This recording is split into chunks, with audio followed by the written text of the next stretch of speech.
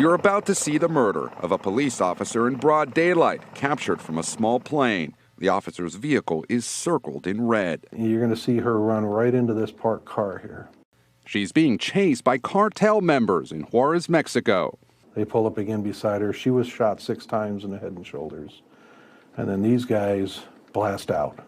You can't identify who fired the shots, but you can tell where the assassin's car came from and where it went next. That, says Ross McNutt, is the key to solving the brutal crime. If this plane hadn't been there, this murder probably would never have been solved. Correct. We believe that this will revolutionize policing. McNutt is an Air Force veteran whose company in Ohio, Persistent Surveillance Systems, wants to roll out the battlefield technology in U.S. cities after he developed it for the military in Iraq.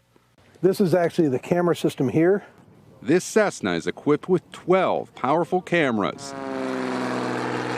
It can hover more than a mile above a city for hours at a time, capturing everything in public view. We'll take the picture of a city, 32 square miles of a city, once a second at resolutions that we can just barely follow a person to and from a crime scene, where they came from before the crime, even though we may not have known that crime was going to be committed.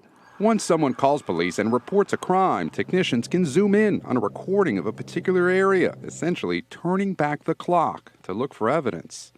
Are these spy planes? We can call them community support planes.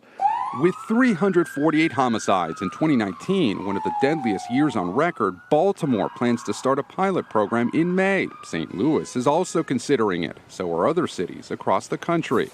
What do you say to people who argue that this is an invasion of privacy? There are always trade-offs between privacy and security. We've grown to accept cameras at banks. Why? Because it helps deter people from robbing banks.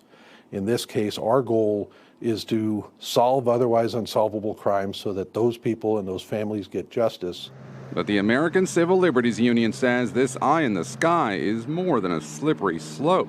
It's a cliff.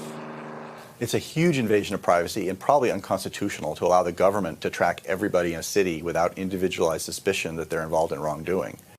Baltimore will have 3 planes flying over different parts of the city during daylight hours. McNutt argues his system is cheaper and more effective than a police helicopter, and that the visual evidence can be used in court.